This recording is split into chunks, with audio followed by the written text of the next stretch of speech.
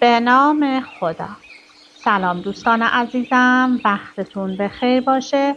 پادکست صدای سکوت امروز رو با موضوعی بسیار جالب و زیبا و شیرین شروع می‌کنیم. اهمیت درفش کاویانی برای ایرانیان. چرا این پرچم مقدس برای ایرانیان اهمیت بالایی داشته است؟ لطفاً با من همراه باشید تا مطالبی بسیار زیبا رو برای شما بخونم. درفش کاویانی را همه پادشاهان ایران گرامی می داشتند و به باور ایرانیان این درفش فرخنده مایه پیروزی در جنگ‌ها به شمار می رفت. اشاره کنایه‌آمیز ناصر خسرو به خجسته علم کاویان و نیز خاقانی این باور را نشان می دهد. به سبب همین ویژگی‌ها پادشاهان ایرانی گوهرهایی گرانبها بر آن می‌آویختند. اما اهمیت و زیبایی این نماد رو من برای شما در این پادکست اطلاعات مفیدی رو میخونم. چند تا نماد هستش که من سعی کردم در تامنیل این ویدیو قرار بدم و سعی کردم زیرش بنویسم که هر نماد نشان دهنده چه میتونه باشه. اما فر کیانی و فروهر، معمولا این نماد با نماد فروهر اشتباه گرفته می شود.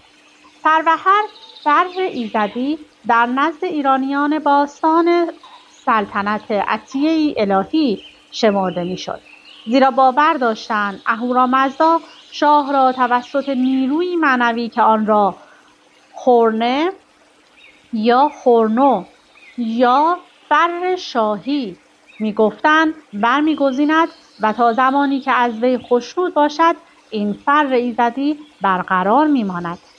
از این رو پادشاه مظهر قدرت خداوند و مهر و قهر او و نماینده اراده ملت به شمار می رفت و مردم او را خدایگان و سایه خدا می خواندند و او خود را حاکم مطلق و مالک الرقاب مردم می دانست.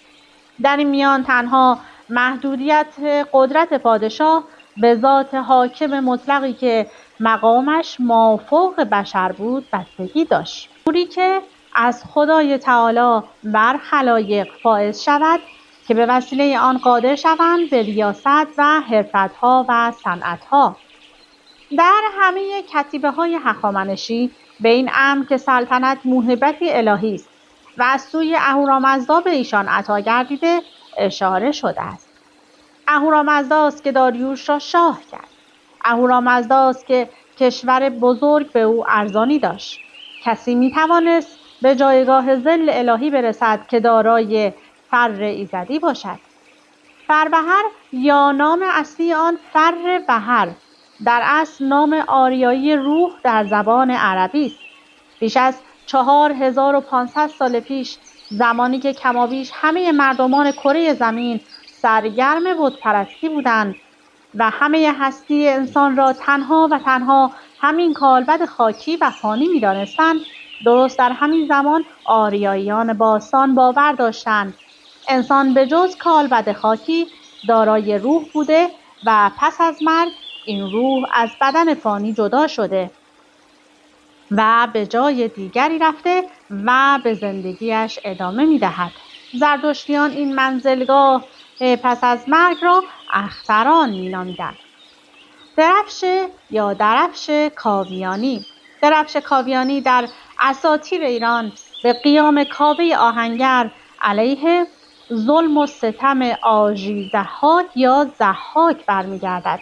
درفش کاویانی همواره در کشاکش جنگ‌های ایران و انیران جایگاه بسیار حیاتی و بالایی داشت. اهمیت این درفش تا اندازه‌ای بود که گاه ادامه نبرد بدون افراختن آن ممکن نبود و ایرانیان حتی اگر به دندان هم شده می‌کوشیدند تا آن را در جنگ افراخته نگه دارند. از دیگر سو تورانیان نیز به خوبی با جایگاه خطیر آن آشنا بودند و با دیدن حتی پاره‌ای از آن آشکارا فریاد برمی‌آورند که نیروی ایران بدو اندر است و از این رو در پی آن برمی آمدند که با تصاحب درفش پاره ایرانیان را کاملا شکست دهند. تاریخ طبری می نویسد که درفش کاویانی از پوست شیر بود و پادشاهان آن را به زیب و زیور بیاراستند و زر و سیم و گوهر بر آن پوشاندند. آن را اختر کاویان نیز می نامند که جز در کارهای بزرگ نمی آورند و جز برای شاهزاده‌ای که به کارهای بزرگ فرستاده می شد بر نمی افراشتند. مسعودی در مروج الذهب آن را از پوست پلنگ می داند که بر چوبهای بلند می آویختند.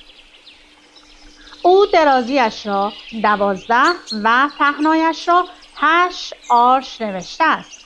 هر آرش از نوک انگشت تا آرنج دست در برهان قاطع و فرهنگ جهانگیری آمده است که درفش کاویانی چرمی از پوست پلنگ یا ببر بوده که آهنگران هنگام کار بر میان می‌بستند و کابه آهنگر آن را بر سر نیزه کرد و به نبرد با ضحاک پرداخت.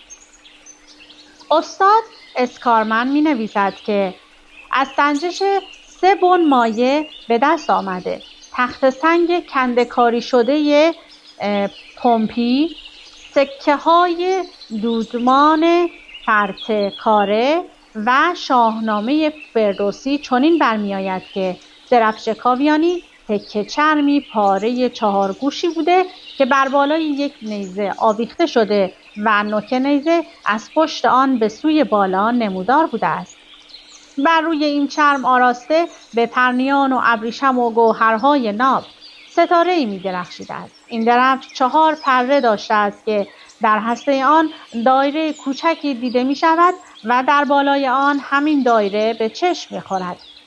در بخش پایینی چرم 4 رشته نوار به رنگ‌های گوناگون سرخ و زرد و بنفش آویخته شده است که در نوک آنها گوهرهای ناب آویزان می‌باشند. در نمایشگاه باستانی لوور پاریس در بخش ایران کاسه‌هایی یافت می‌شوند که در ته آن درفش کاویانی کشیده شده و بر روی آنها نوشته شده است 4600 سال پیش از زادروز مسیح. بدین گونه دست کم کهن بودن درفش کاویانی تا 6600 سال پیش می رود. فردوسی بزرگ زمان درفش کاویانی را با احتساب نخستین شاهنشاهی ایرانی، پیشدادی و کیانی در همین حدود دانسته است.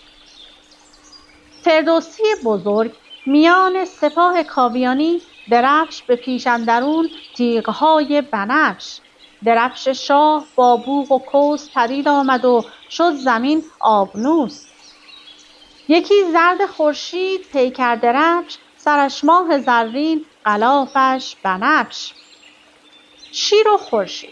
شیر و خورشید از نمادهای کهن در ایران است که تا پیش از انقلاب 1357 به صورت رسمی مورد استفاده بود. شیر و خورشید با ستاره بینی پیوند داشته است و یادآور خورشید در صورت فلکی اسد یا شیر در منطقه البروج بوده است. شیر و خورشید یک نماد بسیار جا افتاده و نامی است و نخستین بار در سکه‌های ایرانی دوران سلجوقیان دیده شد و برای اولین بار امپراتوری گورکانی از این نماد در پرچم خود استفاده کرد. نخستین بار در زمان صفوی پرچم شیر و خورشید نشان پرچم رسمی شاهنشاهی ایران شد. نشان شیر و خورشید در هر دودمانی از تاریخ ایران به گونه‌های مختلفی تعبیر شده است. در آغاز تنها یک نشان ویژه اخترشناسان بوده و نه نماد حکومتی. در دوران صفویه این نشان تعبیری شیعی ایرانی پیدا می کند و از زمان شاهان پس از آقا محمد خان قاجار و همزمان با دگرگونی‌های فکری و اجتماعی در آن هنگام تعبیر شیعی این نشان رفته رفته کمرنگ شد.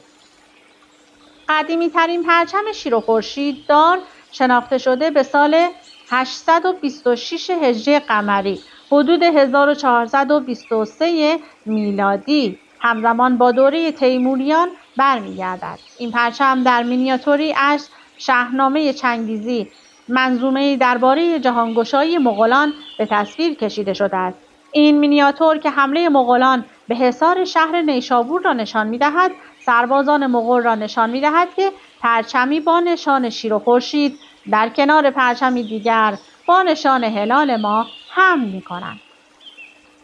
نماد ماه و ستاره. ماه نماد امپراتوری ساسانی ایران بود و به گونه‌ای چشمگیر بر روی تاج شاهان آن نمود دارد.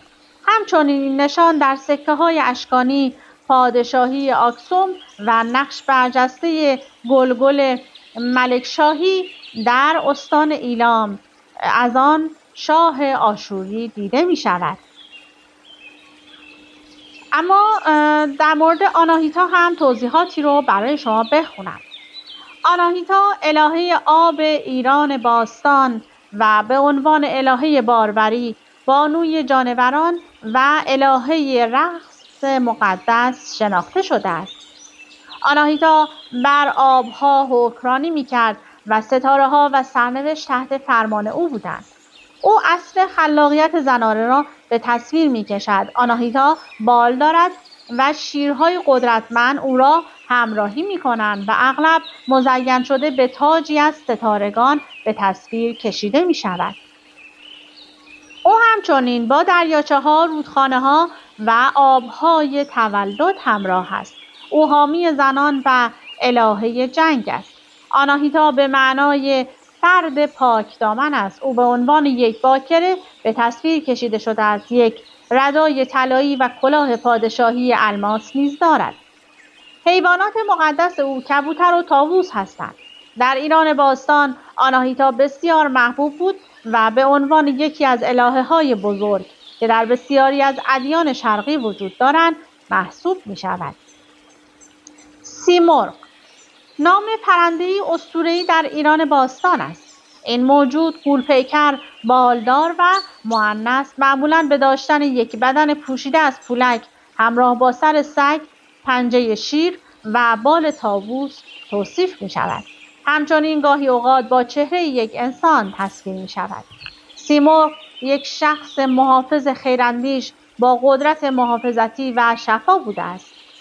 او بزرگترین ایزدبانوی ایران است و اعتقاد بر این بوده که آب و زمین را تمیز می کند و باروری را به ارمغان می آورد. این موجود همچنین به عنوان رسول یا واسطه بین آسمان و زمین و نماد اتحاد آنها دیده می شود. سیمرغ اغلب در ادبیات کلاسیک و مدرن ایرانی ذکر می شود و به طور خاصی در عرفان صوفی به عنوان یک استعاره برای خدا مورد استفاده قرار می گیرد. این پرنده اسطوره‌ای در چند داستان قدیمی از خلقت وجود دارد. با توجه به افسانه‌های ایرانی سیمرغ بسیار پیر بوده است تا بدانجا که نابودی جهان را 3 بار دیده است. شیردال یا گریفین در پارسی میانه بشکوچ. گریفین یک کیمرا یا یک موجود اسطوره‌ای ترکیبی است. این موجود افسانه‌ای دارای بدن شیر و بال و سر عقاب است. بنابراین پادشاه حیوانات و پرندگان را به تصویر می‌کشند. آنها همچنین ممکن است گوش اسب داشته باشند. گریفین‌ها که از قدیم الایام به حفاظت از گنجینه‌ها و دارایی‌ها شناخته شده‌اند، محافظانی در برابر شر، سعایت و جادو نیز هستند. گریفین که در برخی از کلیساها مجسمه‌اش ساخته شده، در نمادپردازی مسیحی شناخته شده است و هم الوهیت و هم انسان را به تصویر می‌کشد. در نشانشناسی هرالدی، گریفین‌ها به معنای شجاعت، رهبری و قدرت هستند. آنها با شکلی خشن به تصویر کشیده شدند، اما در طول قرن‌ها همواره مورد احترام بودند. آنها به طور مرتب روی کت‌ها، بازوها، پرچم‌های خانواده‌های با اصالت و مشهور مهم در اروپا ظاهر می‌شوند. ریشه این موجود اسطوره‌ای جذاب از اروپای غربی به لبه‌های شرقی شبه قاره هند و فراتر از آن می‌رسد. گریفین‌ها قدرتمند و با شکوه وظیفه محافظت از طلا و گنج را داشتند. در دوران قرون وسطی آنها به عنوان نماد ازدواج تک همسری در نظر گرفته می‌شدند. آنها وفاداری را تحسین می‌کردند. گریفین‌ها به شدت به شریک زندگی خود وفادار بودند و در صورت مرگ همسر ابداً ازدواج نمی‌کردند. آنها کم کم تبدیل به نمادی از عیسی هم شدند، زیرا می‌توانستند در هوا و زمین به راحتی حضور داشته باشند که این ماهیت انسانی و الهی مسیح را نشان می‌دهد. گریفین‌ها هم قدرت و هم خرد را نشان می‌دهند. آنها معمولاً در طول جنگ مرتبط با قدرت هستند. جمهوری جنوا در قرون وسطی از گریفین‌ها به عنوان نمادی از تمام قایق‌های دریانوردی خود استفاده می‌کرد. هوما، پرنده هوما یک موجود افسانه‌ای و خیالی از قصه‌های صوفی است. این پرنده هرگز فرود نمی‌آید و تمام عرش را در آسمان سپری می‌کند. این پرنده در فاصله بسیار زیادی از زمین پرواز می‌کند، به طوری که دیدن آن با استفاده از چشم انسان غیر ممکن است.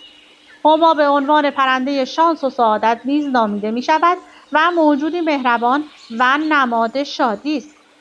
با توجه به افسانه‌های صوفی، هنگامی که انسان نگاهی اجمالی به هوما و حتی سایه آن داشته باشد، در باقی زندگی خوشبختی همراه او خواهد بود. عنایت خان از مؤسسین صوفیگری ابعاد معنوی این پرنده را به تصویر می‌کشد. به گفته او، بعد روحانی این پرنده نمایانگر به اوج رسیدن یک تفکر است، اوجی که تمام مرزها را در هم می‌شکند. هوما به زبان فارسی به معنای پرنده افسانه‌ای است. در زمانهای قدیم اعتقاد بر این بود که اگر این موجود افسانه‌ای روی سر یک فرد بنشیند، خوششانسی به آن فرد روی می‌آورد و او پادشاه می‌شود. در کلمه هوما دو بخش وجود دارد: هوه یا هو به معنای روح و کلمه ما یک کلمه عربی که به معنای آب است. در سنت‌های قدیم اعتقاد بر این بود که زرتشت از درخت هوما متولد شد، چرا که آیه‌ای از کتاب مقدس می‌گوید به غیر از مردی که از آب و روح متولد شده است، هیچ کس نمی‌تواند به پادشاهی خداوند وارد شود.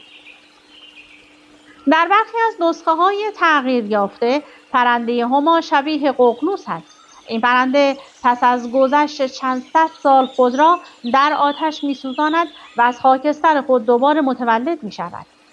این پرنده همچنین به عنوان مرغ بهشت نامیده می‌شود. هوما شامل ویژگی‌های فیزیکی هم مرد و هم زن در یک بدن است و یک بال و یک پا دارد. چنانچه افسانه‌ها توضیح می‌دهند گرفتن پرنده هوما غیر ممکن است. با توجه به مذهب صوفی، پرنده هوما را نمی‌توان زنده اسیر کرد و فردی که آن را می‌کشد در عرض 40 روز می‌میرد. کوه دماوند بلندترین قله در ایران و سراسر خاورمیانه است. دماوند یک آتشفشان فعال است و در اسطوره‌های ایرانی و داستان‌های قومی بسیار نمایان است. این کوه به عنوان یک نماد پایداری ایران در برابر حکومت‌های بیگانه در نظر گرفته می‌شود. کوه دماوند در قسمت پشت اسکناس ایرانی چاپ شده است. اما مطلب بعدی در مورد منابع چند گلوگیا به عنوان گل ملی ایران هستش که در درفش کاویانی هم نمادی دارن. اینها نیلوفر آبی، گل‌های ملی ایران، سربناز و انواع رز و لاله هستند. نیلوفر آبی یا لوتوس در اساطیر کهن ایران گل ناهید به شمار می‌رفته و ناهید تصور اصلی مادینه هستی در روایات دینی ایران قدیم بوده است که از جهاتی با معتقدات هندیان باستان مشابه است. سابقه کهن و اساطیری نیلوفر در نزد ایرانیان و هندیان به حدی است که آثار نیلوفر 8 و 12 و حتی 1000 برگ را در معماری و آثار باستانی این دو قوم به وضوح می‌توان دید. در روایات کهن ایرانی گل نیلوفر آبی را جای نگهداری تخمه یا فر زرتشت که در آب نگهداری میشد میدانستند. این نظریه نیز وجود دارد که در تصویر صحنه زایش مهر آن چیزی که مانند میوه کاج به نظر میرسد در واقع غنچه نیلوفر است و مهر از این غنچه بیرون میآید. از این رو نیلوفر با آیین مهر نیز پیوستگی نزدیکی می‌یابد. گل نیلوفر به جهت پشتوانه عظیم تاریخی و فرهنگی خویش در ادبیات فارسی مورد توجه قرار گرفته و خیال‌آفرینی‌های زیادی در ارتباط با آن پیدا شده است. تا نگردی چون بنفشه سوی پستی سرنگون، که چون نیلوفر شود چشم تو بر خورشید باز. سعدی جان. بر اساس اسطوره‌های ایرانی، درفش کاویانی از دل مردم آزاده و شیردل ایران زمین برخاسته است تا نمادی باشد برای قیام و ایستادگی مردم. کاوه در برابر فرمانروایان بیدادگر ضحاک تازی. از آن پس در جایگاه درفش میهنی ایران و نماد شهریاری دادگرانه و بیدادستیز قرار گرفت. نمادهای مردمی در درفش کاویانی کم نظیر است، چرا که در طول تاریخ بیشتر نمادها در درفش تمدن‌ها صرفاً نماد پادشاهان بوده است، ولی درفش کاویانی آشکارا نمادهای مردمی را در دل خود جای داده است. درفش کاویانی ریشه در اسطوره‌های ایرانی دارد، ولی پژوهش‌ها نشان می‌دهند که این درفش تحت تاثیر هنرهای تمدن‌های بسیار کهن در ایران است. از دوران تمدن‌های شهر سوخته تا ساسانیان، ستاره‌ای شبیه به اختر کاویان که می‌شناسیم در آثار دیده می‌شود. تاریخ ایران همانند بسیاری از کشورهای کهن دیگر با تاریخ اساطیری آغاز می‌شود. این اساطیر معمولاً نخستین نمونه‌های پدیده‌های گوناگون اجتماعی و فرهنگی را در قالب تاریخ اساطیری به ما عرضه می‌کنند. مانند نخستین مهار آتش توسط انسان، نرم کردن فلز، استفاده از آهن در آهنگری، آموختن نخستین خط نوشتاری، نخستین قیام مردم در برابر فرمانروای ستمگر و نخستین نشانی که به عنوان درفش آن را برافراشتند. در تاریخ اساطیری ایران نخستین درفش کاویانی بود. بر اساس داستان‌های ایرانی، آهنگری به نام کاوه پس از آنکه پسرانش توسط ضحاک به قتل رسیده بودند، قهرمانانه در مقابل ضحاک تازی ایستاد و علیه او شورش کرد. کاوه از کاخ ضحاک بیرون آمد، پیشبند چرمین خویش را بر سر نیزه کرد و فریاد برآورد: هر که خواهان مرگ این اژدها که ستمگر اهریمنی و خواهان پادشاهی فریدون است، به من بپیوندد. این پیشبند چرمی بعدها توسط شاه دادگر ایران یعنی فریدون آراسته شد و در داستان‌های ایرانی جاودان ماند. در شاهنامه درباره خیزش کاوه آهنگر و درفش کاویانی اینچنین آمده است: چو کاوه برون شد ز درگاه شاه، برون انجمن گشت بازارگاه. همی برخروشید و فریاد خوان، جهان را سراسر سوی داد خوان. از آن چرم کاهنگران پشت پای، بپوشند هنگام زخم درای. همان کاوه آن بر سر نیزه کرد، همانگه ز بازار برخاست گرد. بدان بی بها ناسزاوار پوست، پدید آمد آوای دشمن ز دوست. سپس کاوه به جایگاه فریدون رفت و فریدون پس از دیدار کاوه و درفش چرمین او اختری بر روی آن چرم قرار داد و در دیباهای سرخ و زرد و بنفش به آن آویخت. چون آن پوست بر نیزه بردید کی، به نیکی یکی اختر افکند پی. بیاراست آن را به دیبای روم، ز گوهر برو پیکر و زر و بوم.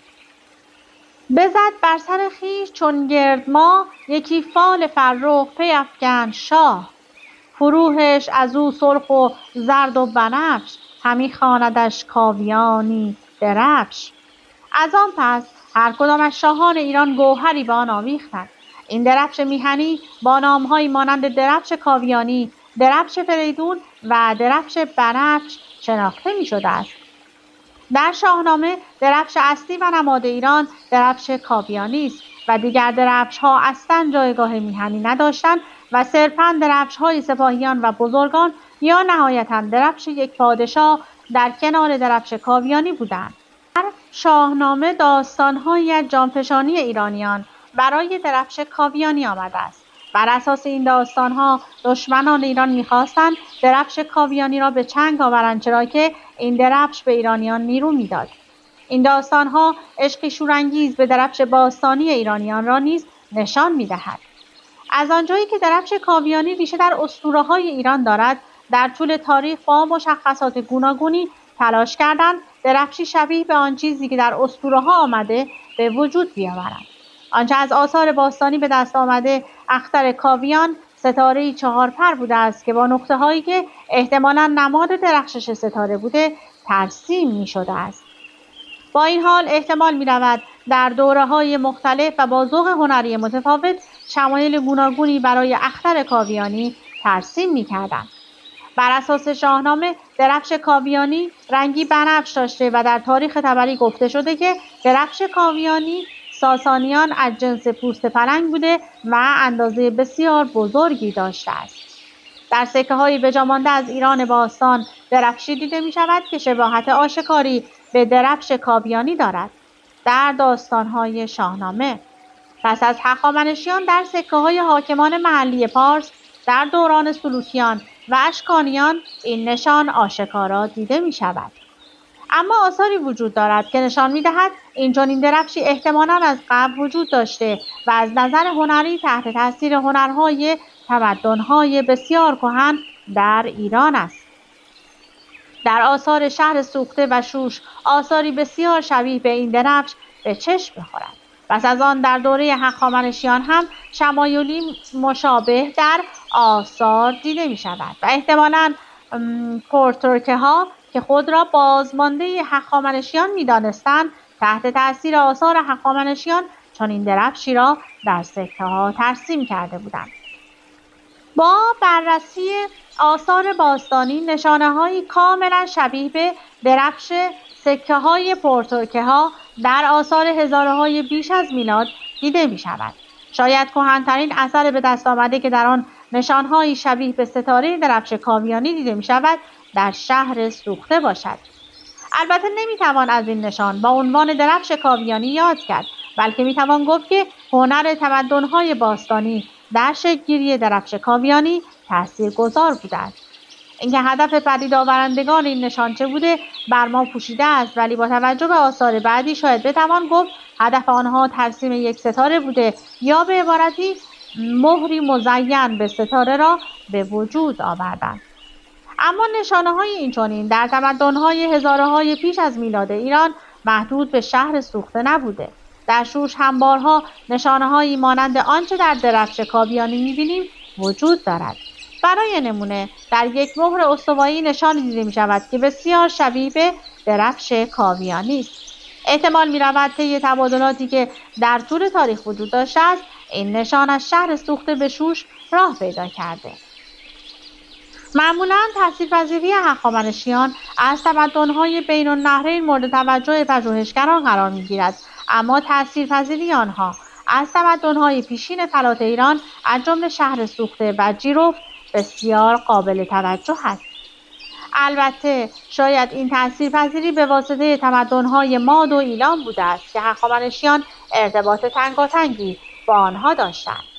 ولی به هر حال ریشه بسیاری از نشانها و هنرهایی که توسط هخامنشیان استفاده شده را باید در تمدن‌های هزاره‌های پیش از میلاد فلات ایران جستجو کرد.